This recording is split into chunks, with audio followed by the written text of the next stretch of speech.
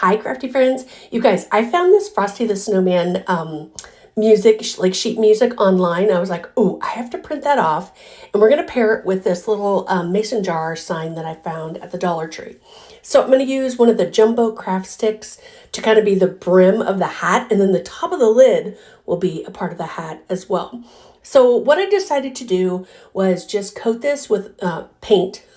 Coat it with paint, paint it with paint, and I'm going to do it in white. Way you won't see through to the black because my printer paper it's pretty thin. So once I get this coated in white, I just did one coat. It was enough to cover it. Then I'm going to take one of my ink pads. This is the black soot, and I'm going to go over the brim of the hat.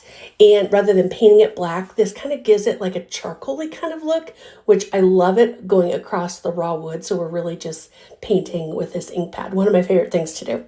So then we're going to set this aside and let that dry up. And then we're going to grab some Mod Podge. Since our white paint is dry, we're going to put the Mod Podge right over the top of that. And I'm going to go pretty thick just because we're using paper. And then we'll lay the paper that I printed off right on top of this. And then I just kind of spread it really evenly with my hands. I wanted to make sure that I didn't have any, air bubbles or bumps or anything like that. And it worked out really, really nicely. So you could even put a piece of parchment paper over the top if you wanted to, but this was super easy just to do that way. I didn't even trim down the music, the sheet music or anything. I just lay it right down over the top. And then once it kind of all got dried on there really well, then I just kind of trimmed it with some scissors and then grabbed some sandpaper and cleaned up my edges really nicely. So actually, I probably could have got multiples out of this, like if I did it on another little wood piece or something. Printing stuff up, words are hard today. Printing stuff like this off of the internet is so fun to do because you can use it for so many different things, ornaments or just whatever you want to do. So once we get this all cleaned up all the way around, we're going to go ahead and start distressing this. So I'm actually going to use a different ink pad for this.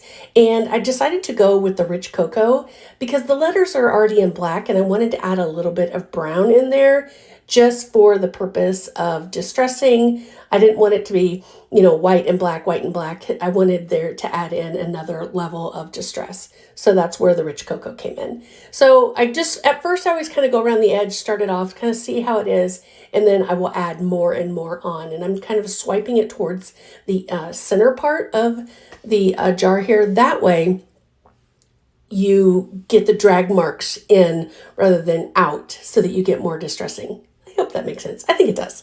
All right. So this is the part where you can have a lot of fun if you like distressing. If you don't, you can totally skip this part as well. Now, one thing I'm regretting right now is I should have put a pair of gloves on because this stuff loves to get everywhere, but that's all right. I was already in the middle of it and I was like, well, I've already got this all over my hands, so it is what it is. All right, friends, so now we're going to hot glue the stick onto the top of it. I grabbed some old buttons, as you can see there, for the eyes, and look how stinking cute. I love snowmen. Love, love. All right, friends, thanks for watching. Don't forget to follow the page for more crafts. Thanks.